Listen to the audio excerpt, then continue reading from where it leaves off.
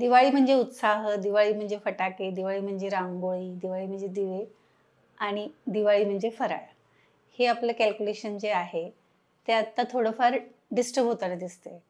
म्हणजे दिवाळीत एवढे सगळे पदार्थ का करायचे? फराळ करायचाच का? खायलाच का पाहिजे? आणि या सगळ्याच्या पाठीमागे काही शास्त्रीय कारण आहे का ती फक्त आपली परंपरा आहे? या सगळ्यांविषयी जर तुम्हाला कुतूहल असेल, तर आजचा व्हिडिओ तुमच्यासाठी.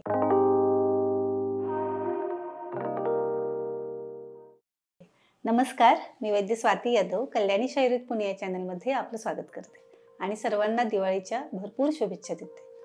सगळे पदार्थ ऑल टाईम पूर्ण वर्षभर मिळतात, त्यामुळं एखादा पदार्थ दिवाळीच्या वेळीच खायला पाहिजे हे जे पूर्वी होतं ते आता राहिलेलं नाही आहे.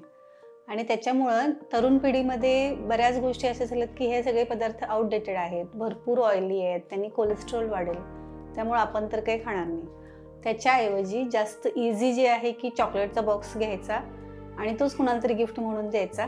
भोजन कुतूहल नावाच्या ग्रंथामध्ये हे फराळाच्या पदार्थांचा उल्लेख आहे. म्हणजे हजारो वर्षापूर्वीपासून हे फराळाचे पदार्थ या सीझनमध्ये बनवले जातात आणि खायला पाहिजेत असं भारतीय सगळ्या संस्कृतीमध्ये सांगितलं. त्याचा संबंध ऋतुचर्येशी आहे. म्हणजे आत्ता सध्या जो शरद ऋतू चालू आहे त्याच्यानंतर येणारा हेमंत ऋतू, त्याच्यामध्ये थंडी चालू होती आणि थंडीमुळं आपली जो काही अग्नी आहे म्हणजे आपली पचनशक्ती वाढते.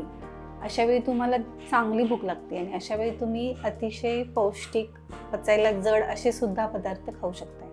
मग हे जे काही आपण दिवाळीला लाडू बनवतोय, शंकरपाळ्या, करंज्या, हे सगळे पदार्थ गोड असतात, त्याच्यामध्ये ते पचवायला जास्त वेळ लागतो आणि त्यामुळं सकाळच्या वेळी तुम्ही जर लवकर उठला, ह्या सीझनमध्ये भरपूर व्यायाम केला आणि त्याच्यानंतर जर असा आहार घेतला तर या 3 महिन्यामध्ये तुमचं शरीर व्यवस्थित सुदृढ व्हायला मदत होती आणि ऋतूचं पण बल त्याला प्राप्त होते. त्यामुळं 3 महिन्यामध्ये तुमची जी इम्युनिटी बिल्ड व्हायची आहे ती व्यवस्थित होते.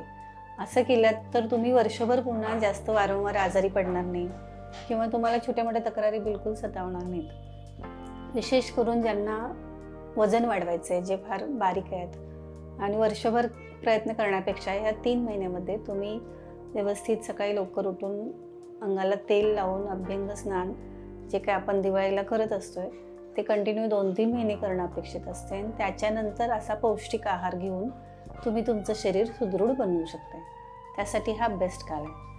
दुसरी गोष्ट, फराळाचे पदार्थ जे आपण बनवतोय ते चुकीच्या पद्धतीने बनवले तर ते त्रासदायक होतात. म्हणजे समजा तुपाच्या ऐवजी तुम्ही वनस्पती घीचा वापर केला तर त्याचे जे काही क्वालिटीज आहेत त्या तुम्हाला मिळणार नाहीत.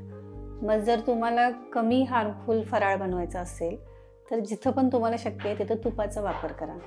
किंवा जर हरभऱ्याची डाळ तुम्हाला व्यवस्थित पचत नसेल तर त्याऐवजी मुगाची डाळीचे लाडू करून खा. किंवा थोडेच पदार्थ बनवा जे तुम्हाला आवडतात आणि कमी प्रमाणातच बनवून ते लवकरात लवकर संपवून, म्हणजे अगदी 2-3 महिने तेच पदार्थ खा असं नाही, ते वारंवार बनवून खाणं अपेक्षित आहे. त्यातल्या त्यात ज्यांना ड्रायफ्रूट्स चालतात किंवा आवडतात ते पण लाडू त्या सीझनमध्ये बनवून ते खाऊ शकतात. त्यामुळं फराळ बनवताना तो बुद्धिपूर्वक बनवा की भरपूर बनवले, शेव पापडी तसलंच जास्ती बनवले आणि तेच जास्त खाल्ले, एकदम कोरडा चिवड्यासारख्या गोष्टी जास्त प्रमाणात खाल्ल्यात किंवा त्याला परत भेळ करून वगैरे लोक खात असतात, त्याच्यात कांदा, टोमॅटो आणि चिंचेचं कोळ वगैरे घालून तसं रोज खायला चालू करतात. ते चुकीचं आहे. हा जो आहार आहे त्याच्यामध्ये स्निग्धता असली पाहिजे, म्हणून तर ते तळलेले आणि तुपातले पदार्थ खायला सांगितले. आणि शिवाय ते गोड असले पाहिजेत. म्हणजे गोडवा हा तो खव्यामुळे येणारा नाही पाहिजे किंवा चॉकलेटमुळे येणारा नाही पाहिजे. प्रॉपर तुम्ही त्याच्यासाठी खडीसाखर वापरा, साखर वापरा, गूळ वापरा. ते करून केलेलं जास्त पोषक आहे, सगळ्या धातूंचं पोषण करायला ते हेल्पफुल आहे. त्यामुळं असा फराळ तुम्हाला बाधणार नाही, विशेषतः ह्या सीझनमध्ये तर अजिबात नाही. आणि कोलेस्ट्रॉल वगैरे याचा विचार करण्याची तशी गरज नाही, कारण या सीझनमध्ये कोरडेपणा येणारच असतो. म्हणजे वरून भरपूर मॉइश्चरायझर लावण्याकडं लोकांचा कल आहे की थंडी आली आहे, मला मॉइश्चरायझर लावायला पाहिजे किंवा माझे केस कोरडे होतात, डॅन्ड्रफ होतोय. या सगळ्यामध्ये जर तुम्ही इंटरनली हे पदार्थ खाल्ले तर आतूनच तुमची स्निग्धता वाढेल आणि त्वचा, केस या सगळ्यांचं आरोग्य चांगलं व्हायला मदत होईल. या सीझनमध्ये काय टाळायला पाहिजे?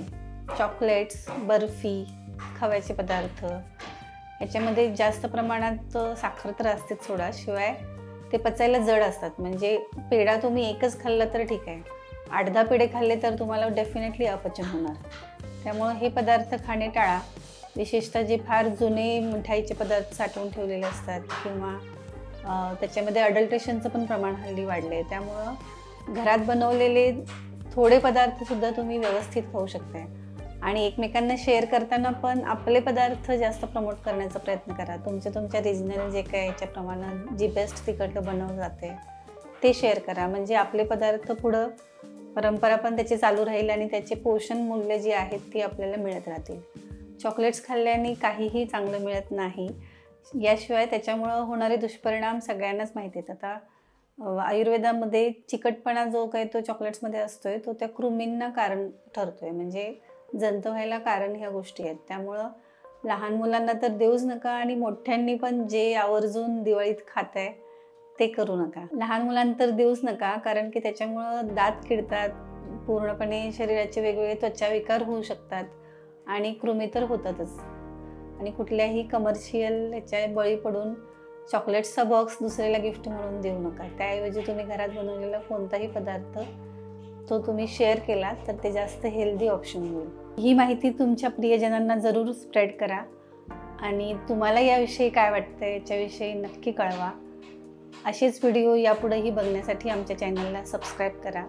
पुढचा व्हिडिओ घेऊन येईपर्यंत धन्यवाद.